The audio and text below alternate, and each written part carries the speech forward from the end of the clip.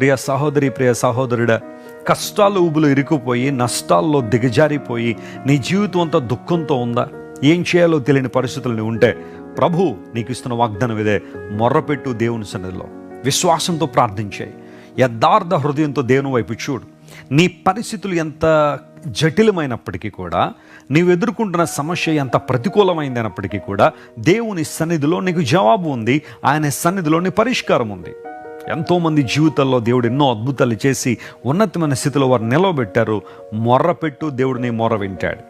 ఇర్మియా గ్రంథంలో కూడా 33:3 దేవుడు ఇదే వాగ్దానం చేశాడు. నాకు మొర్రపెట్టుము, నేను నీకు ఉత్తరం ఇస్తానేమో అని దేవుడు అనలా. నువ్వు మొర్రపెట్టు, నేను నీకు ఉత్తరం ఇవ్వాలో లేదో ఆలోచన చేస్తాను అని దేవుడు అనలా.